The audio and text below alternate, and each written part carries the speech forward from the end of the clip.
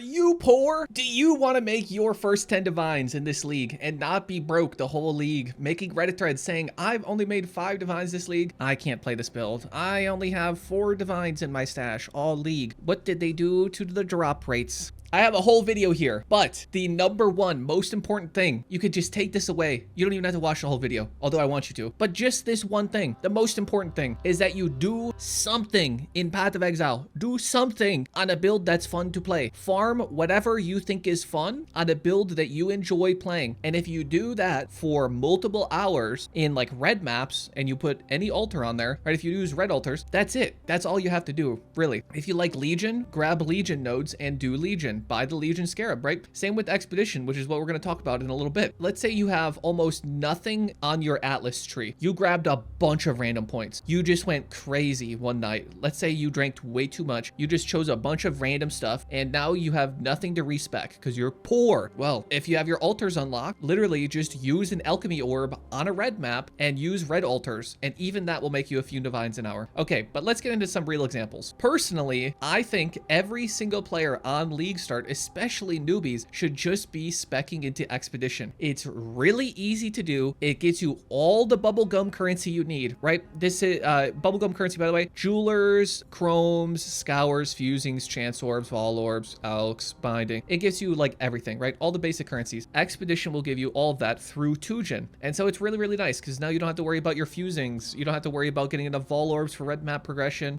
You know, getting your 4 links and getting your sockets and your colors all figured out. Super easy when you do Expedition. Otherwise, you got to do some other stuff and you got to start buying chromes from people, buying fusings. You might have to buy some vol orbs. It's a little annoying, but yeah, Expedition, it's really, really tight. You get a bunch of other random valuables too. You'll be getting things like random fractured items, and you'll start to understand what makes a good fracture, and you'll see good fracture items and you'll use good fracture items because you'll be getting them, and you'll be following a Maxwell article that tells you to craft with them. But yeah, fractured items, really sick. You get some stacked decks too. You can get some div cards, random fossils. There's a ton of, and just like good currency, right? There's a ton of things that could drop from Expedition, and it's really, really good. You can easily invest into Expedition further past your first 10 divines to make your first 50 to 100, right? So the first 10 divines with the Expedition just looks like you taking Stream of Consciousness and then all the Expedition points except Rog and Gwenin. That's it. That's all it is. Now, past that, you can invest further into it and start buying the scarabs. You can start buying the gilded scarabs. You can even do some pack size farming with Grand Design like we did last league. Or you can start even just purchasing the logbooks off TFT, rolling them, bless orbing them to be above 50% for the good stuff, you know, explosion radius, whatever. And you just start doing logbooks. And now you're ramping. Let's say you put 20 div into logbooks. Well, you're going to get like 30, 40 div out. And then you put 30, 40 div into logbooks. And now you're getting like 60 to 80 div out.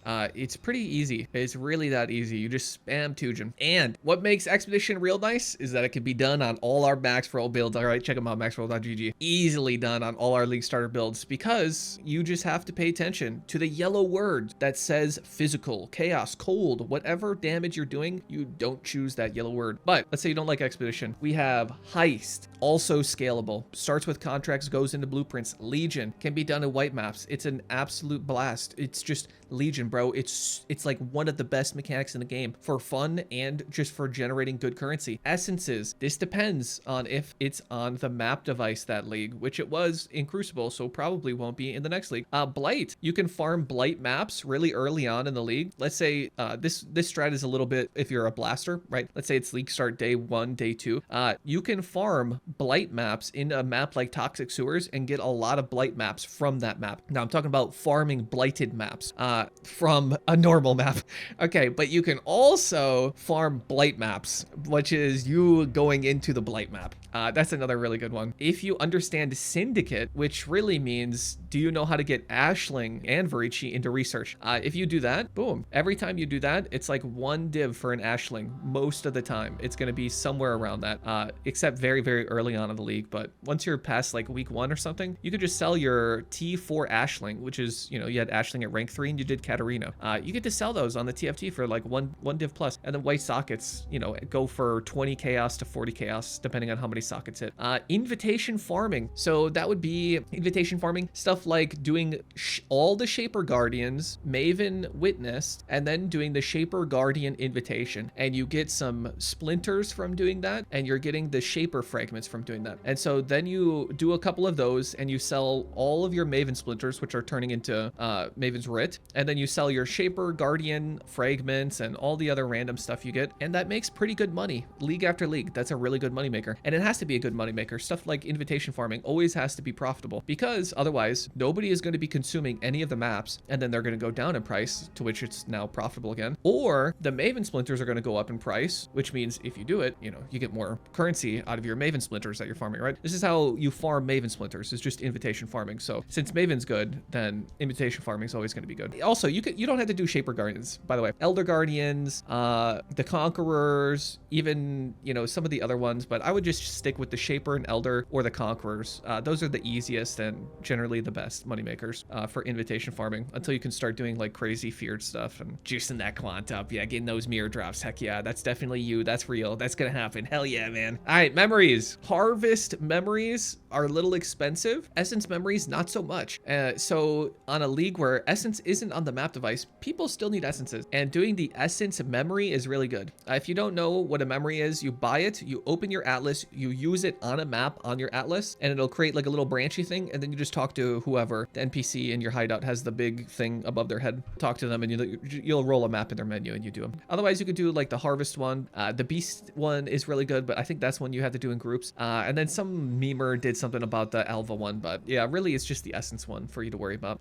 Just farming harvest is really good. Using wandering path, farming up harvest juice. This is something you would do a little past league start, right? You wouldn't do this on like the first few days of the league, but man, once you're hitting like day 4, day 7, the first 2 weeks of the league, farming harvest gets pretty good. And just doing it with wandering path generates you a lot of life force, and everybody wants to gamble. Everyone's a freaking degen in this game. Gambling, I'm looking at you, Nettles. Gambling with their yellow life force, all those div cards constantly coming in my chat, talking about how much they win. And yeah, so you get to be the supplier. Another fun one is Delve. Now, Delve isn't a really good money maker unless you are good enough to do your owls, and then you sell Ool's Amulet unidentified. You do not ID them. You just sell it unID'd. You know, Delve, it can make you your first 10 divs for sure. It's just going to be slower than other strategies. You're going to be having to spend a lot of time getting deeper, and you're going to be having to pay attention to gear that's dropping. You might get a fractured modifier that's really good in Delve. That's something that can happen. Or you just get good Delve mods. You know, like flammability on hit. The curse on hit rings can drop in Delve. And once you get deep enough, those modifiers can drop fractured on jewelry, which is crazy good and very valuable, right, when you get something like that. But it takes a lot of time to get down there. But hey, man, if you're having fun, you know, screw it, dude. It's a video game. Have fun.